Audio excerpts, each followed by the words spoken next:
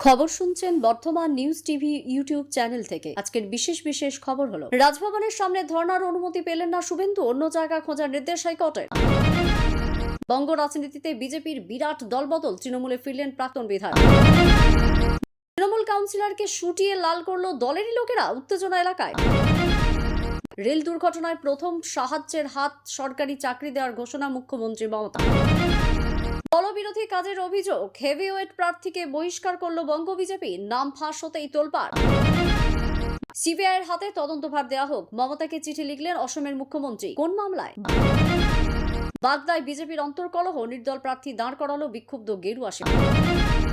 বাড়িতে ঢুকে বেধড়ক মার, পূর্ব মেদিনীপুরে ভোট পরবর্তী হিংসার বলি বিজেপি কর্মীর বাবা। প্রতিদিন নিয়মিত খবর শোনার জন্য বর্তমান নিউজ টিভি চ্যানেলটিকে সাবস্ক্রাইব করুন। আসছি বিস্তারিত খবরে। রাজ্যের বিরোধী দলনেতা শুভেন্দু অধিকারীকে রাজভবনের সামনে ধর্নার অনুমতি দিল না কলকাতা হাইকোর্ট। শুভেন্দুকে রাজভবনের সামনে ধর্নার অনুমতি দেওয়া যাবে না, বিকল্প অন্য কোনো জায়গা খুঁজে বের করার নির্দেশ দিলেন বিচারপতি অমৃতা সিনহা। ভোট পরবর্তী হিংসায় আক্রান্তদের নিয়ে রাজভবনের সামনে ধর্না দিতে চান শুভেন্দু অধিকারী। গত অক্টোবর মাসে অভিষেক বন্দ্যোপাধ্যায়ের নেতৃত্বে তৃণমূল যেখানে 5 দিন ধর্না দেয়, সেখানেই বসতে চান শুভেন্দু। এই নিয়ে তিনি কলকাতা পুলিশের কাছে আবেদন করেন, কিন্তু পুলিশের তরফে শর্ত সাপেক্ষ অনুমতি দেওয়া হয়েছে। এদিকে শাসক দলকে অনুমতি দিলেও বিজেপিকে ওই জায়গায় ধর্নার বসার অনুমতি না দেওয়ায় পুলিশের বিরুদ্ধে বিপক্ষপাতিত্বের অভিযোগ তুলেছেন শুভেন্দু। এই পরিপ্রেক্ষিতে হাইকোর্টের দ্বারস্থ হয়েছেন তিনি। বুধবার সকালে সেই মামলাটি শুনানির জন্য ওঠে কোর্টে। লোকসভা নির্বাচনের পর বিজেপি ছেড়ে আবার তৃণমূলে যাওয়ার হিড়িক শুরু হয়েছে। সামনেই 4 বিধানসভা কেন্দ্রের উপনির্বাচন রয়েছে, আর তার আগে বঙ্গ রাজনীতিতে এবার একটি বড় দলবদলের সাক্ষী থাকলো, যেখানে বিজেপি ছেড়ে তৃণমূলে যুক্ত হলেন প্রাক্তন বিধায়ক দীনেশ বাজাজ। প্রসঙ্গত, গতকাল মানিকতলা বিধানসভা কেন্দ্রের উপনির্বাচনের জন্য একটি ঘরোয়া আলোচনায় উপস্থিত ছিলেন তৃণমূল নেতা কুণাল ঘোষ, অতীন ঘোষ এবং অনিন্দ্য রাউত। আর সেখানে উপস্থিত থাকতে দেখা যায় 2021-এর বিধানসভা নির্বাচনের সময় তৃণমূল ছেড়ে বিজেপিতে যোগ দেওয়া তৎকালীন জোড়াসাঁকোর বিধায়ক দীনেশ বাজাজকে। তবে এখন থেকে তিনি তৃণমূলের সঙ্গে যুক্ত হলেন এবং মানিকতলা উপনির্বাচনে দলের হয়ে কাজ করবেন বলেই জানিয়ে দিয়েছেন এই প্রাক্তন বিধায়ক, যার ফলে নয়া সমীকরণ তৈরি হলো বঙ্গ রাজনীতিতে বলেই মনে করছেন রাজনৈতিক বিশেষজ্ঞরা। লোকসভা ভোটের পর রাজ্যে ফের ভোটের দাবামা। আগামী 10ই জুলাই বাংলা 4টি বিধানসভা আসনে উপনির্বাচন রয়েছে, তবে তার আগে শিরোনামে তৃণমূলের গোষ্ঠী কোন্দল। দিন কয়েক আগে কসবায় জোড়াফুল শিবিরের অন্তর্দ্বন্দ্বের খবর সামনে এসেছিল। সেই ঘটনার রেস কাটতে না কাটতেই এবার শিরোনামে উঠে এলো পাটুলি। কলকাতা পুরসভার 110 নম্বর ওয়ার্ডের তৃণমূল কাউন্সিলর স্বরাজ মণ্ডলকে মারধর করার অভিযোগ উঠেছে দলেরই কর্মীদের বিরুদ্ধে। স্বরাজের অভিযোগ, মঙ্গলবার রাত 9টা নাগাদ পাটুলিতে নিজের কার্যালয়ে বসতে যান তিনি। সেই সময় বাঁধে বিপত্তি। দলের বেশ কিছু কর্মী তাকে সেখানে বসতে বাধা দিতেই শুরু হয় বচসা। পাটুলির মেলার মাঠে কার্যালয় রয়েছে স্বরাজের, সেখানে প্রত্যেক সপ্তাহে একদিন করে স্থানীয় বিধায়ক দেবব্রত মজুমদার বসেন, বাকি দিনগুলিতে স্বরাজই থাকেন। তার দাবি, অন্যান্য দিনের মতো মঙ্গলবারও নিজের কার্যালয়ে বসতে যান তিনি। তখন নাকি দলের কিছু কর্মী তাকে বলে বিধায়কের চেয়ারে বসা যাবে না। সোমবার সকাল 9:45 নাগাদ হওয়া 2টি ট্রেনের সংঘর্ষ এবং পরবর্তী ঘটনায় বিকট আওয়াজ ও খানিক কম্পনও যেন অনুভব করেছিলেন পাশের গ্রামের বাসিন্দাদের কেউ কেউ। তারাই প্রথমে ছুটে যান, আহতদের সরাতে নিয়ে যান বিছানার চাদর, বাড়ি থেকে শাড়িও নিয়ে যান তারা। সেই সময় কাউকে হাত কিংবা পা কাটা অবস্থায় দেখেছেন তারা। স্থানীয় প্রশাসন উদ্ধার কাজে যুক্ত হওয়ার আগে বেশ কিছুক্ষণ তারাই চালিয়েছেন উদ্ধার কাজ। মুখ্যমন্ত্রী মমতা বন্দ্যোপাধ্যায় তার শিলিগুড়ি সফরের সময় ট্রেন দুর্ঘটনায় ত্রাণ কাজে স্থানীয়দের সাহায্যের প্রশংসা করেছেন। সাহায্যের পুরস্কার হিসেবে তাদেরকে সরকারি চাকরি দেওয়ার কথা ঘোষণা করেছেন তিনি। এবারে লোকসভা ভোটে বাংলার এক হাই ভোল্টেজ কেন্দ্র থেকে প্রার্থী করা হয়েছিল তাকে। নির্বাচনের সময় জোর কদমে প্রচারও চালিয়েছেন। এবার নির্বাচনের ফল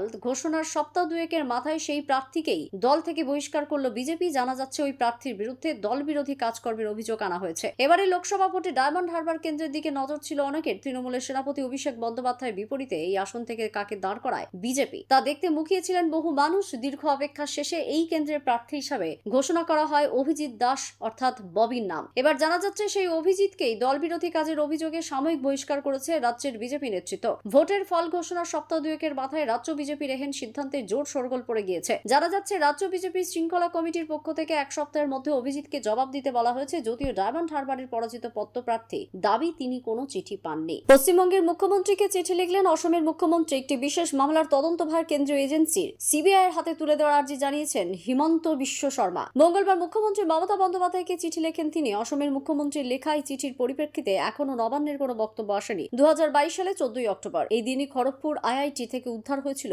অসমের পড়ুয়া ফাইজান আহমেদের দেহ। কলকাতা হাইকোর্টের নির্দেশে এখনো অসমের তিনসুকিয়া নিবাসী এই ছাত্রের মৃত্যুর তদন্ত চলছে। এবার সেই নিয়ে মমতাকে চিঠি লিখলেন হিমন্ত। জানিয়ে জানিয়েছে। ফরেনসিক রিপোর্টের কথা তুলে ধরে এই চিঠি লিখেছেন তিনি। সেই সঙ্গেই ফাইজানের মৃত্যুর তদন্তভার সিবিআইয়ের হাতে তুলে দেওয়ার আর্জিও জানিয়েছেন। বছর দুয়েক আগে মেকানিক্যাল ইঞ্জিনিয়ারিং এর 3rd ইয়ারের ছাত্র ফাইজানের এই রহস্য মৃত্যুতে রীতিমতো চাঞ্চল্য ছড়িয়ে পড়ে। শোকে ভেঙে পড়ে তার পরিবার। অভিযোগ করা হয় ফাইজান আত্মহত্যা করেনি, তার হত্যা হয়েছে। ফাইজান র্যাগিং এর শিকার হয়েছেন বলেও দাবি করা হয়। আগামী মাসে বাগদা বিধানসভায় উপনির্বাচন, তার আগে গেরুয়া শিবিরে চরম অস্বস্তি। দলের ঠিক করা প্রার্থীকে মানতে পারছে না বিজেপির একটি অংশ।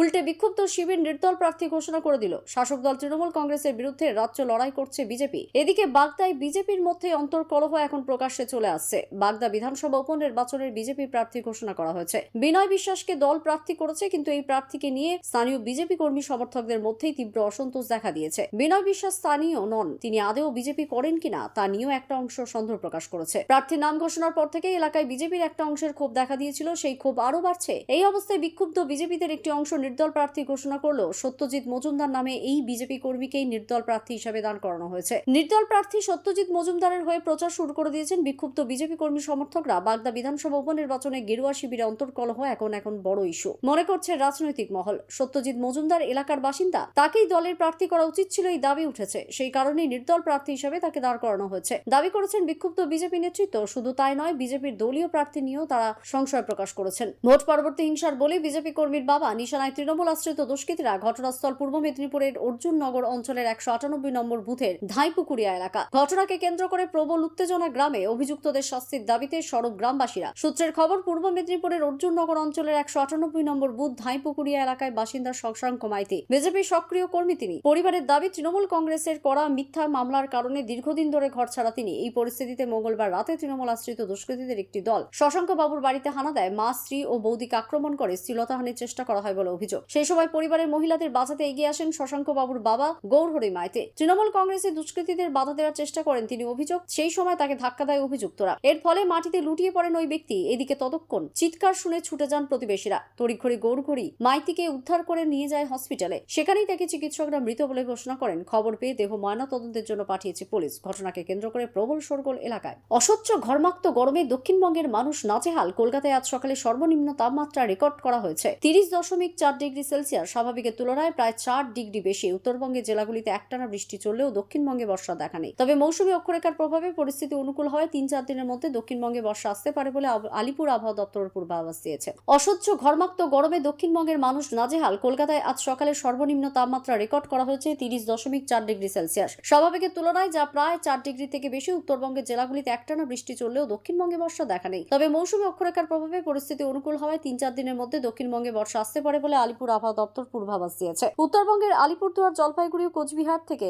আজ ভারী থেকে অতি ভারী বৃষ্টির লাল সতর্কতা জারি করা হয়েছে। কমলা সতর্কতা জারি করা হয়েছে দার্জিলিং ও কালিম্পংয়ে। এছাড়া উত্তর ও দক্ষিণ দিনাজপুর ও মালদায় জারি হয়েছে হলুদ সতর্কতা। 22 তারিখ পর্যন্ত উত্তরবঙ্গের 5 জেলায় বৃষ্টির সম্ভাবনা। এদিকে একটানা বৃষ্টিতে সেখানকার বিভিন্ন নদীতে জল বাড়ছে। এদিকে উত্তর দিনাজপুরের চোপড়ার আমবাড়ি লোধাবাড়ি এলাকায় বজ্রপাতে একজনের মৃত্যু হয়েছে। গুরুতর আহত 5। গতই সোমবার ঝড় বৃষ্টির সময় একটি বাড়িতে বজ্রপাত হয়। স্থানীয় বাসিন্দারা বাড়ির 6 আহতকে উদ্ধার করে চোপড়া ব্লক প্রাথমিক স্বাস্থ্য কেন্দ্রে নিয়ে যায়। শান্ত হেমরাম নামে বছর 40-এর এই ব্যক্তিকে মৃত বলে ঘোষণা করা হয়। উত্তরবঙ্গের জলদাপাড়া জাতীয় উদ্যানের ঐতিহ্যবাহী ও বন বাংলোয় গতরাতে আগুন লাগে। ভয়াবহ এই আগুনে কাঠের বাংলোর প্রায় পুরোটাই ভস্মীভূত হয়েছে। এ মাসের 15 তারিখ থেকে জঙ্গলে পর্যটকদের প্রবেশ বন্ধ থাকায় বাংলোটি খালি ছিল। সে কারণে বড় রকমের বিপর্যয় এড়ানো সম্ভব হয়েছে। ক্ষয়ক্ষতির বিস্তারিত বিবরণ এখনো জানা যায়নি। শর্ট সার্কিট থেকে এই আগুন বলে প্রাথমিক অনুমান। বনকর্মীরা প্রথমে আগুন দেখে দমকলে খবর দেন। দমকলের 2টি গাড়ি গিয়ে আগুন নিয়ন্ত্রণে আনে। রাঙাপানি স্টেশনের কাছে আগরতলা শিয়ালদহ ডাউন কাঞ্চনজঙ্ঘা এক্সপ্রেসের দুর্ঘটনায় আনুষ্ঠানিক তদন্ত প্রক্রিয়া শুরু হবে। উত্তর পূর্ব সীমান্ত রেলের মুখ্য রেল সুরক্ষা কমিশনার জনক কুমার গর্গ ওই তদন্তের কাজ শুরু করবেন। তিনি গতকাল দুর্ঘটনাস্থল ঘুরে দেখেন, জিজ্ঞাসাবাদ করেন রাঙাপানি স্টেশনের কর্মীদের। সিগন্যালিং এবং রেলওয়ে ট্র্যাকিং ব্যবস্থায় গোলযোগের কারণে এই দুর্ঘটনা কিনা, কি করে দুটি ট্রেন এক লাইনে পরপর চলে এলো, তদন্তের আগেই মালগাড়ি চালকের উপর দোষারোপ করা হচ্ছে কেন? সাংবাদিকদের এই সব প্রশ্নের জবাবে শ্রী গর্গ বলেন, স্বয়ংক্রিয় সিগন্যাল ব্যবস্থা যদি কাজ না করে সেক্ষেত্রে নির্দিষ্ট পদ্ধতি মানতে হয়। তদন্তেই সবকিছু পরিষ্কার হবে। উল্লেখ্য, কাঞ্চনজঙ্ঘা এক্সপ্রেস মালগাড়ি ধাক্কায় 10 জনের মৃত্যু হয়েছে। উত্তরবঙ্গ মেডিকেল কলেজ হসপিটালে চিকিৎসাধীন 6 বছরের শিশু স্নেহা মণ্ডল গতকাল তার সেখানেই মৃত্যু হয়। শিশুটির বাবা মায়ের সঙ্গে মাটিগড়ায় মামার বাড়ি গিয়েছিল। দুর্ঘটনায় নিহত কাঞ্চনজঙ্ঘা এক্সপ্রেসের পার্সেল ভ্যানের কর্মী শঙ্কর মোহন দাসের কফিনবন্দি দেহ গতকাল কলকাতার ফুলবাগানের বাড়িতে পৌঁছালে পরিবারের সদস্যরা কান্নায় ভেঙে পড়েন। ট্রেনের গার্ড আশিস দে মরদেহ নিয়ে যাওয়া হয় শিলিগুড়ির বাড়িতে। ঘটনাস্থলে লাইন পরিষ্কার ও মেরামতির কাজ শেষ হওয়ার পর আপ ডাউন দুদিকেই ট্রেন চলাচল স্বাভাবিকভাবেই শুরু হয়েছে। রাজ্য সরকার দক্ষিণ দিনাজপুর বালুরঘাট থেকে থেকে হিলি পর্যন্ত প্রস্তাবিত রেল লাইন সম্প্রসারণের জন্য প্রথম পর্যায়ে আগামী 1 মাসের মধ্যে অধিগৃহীত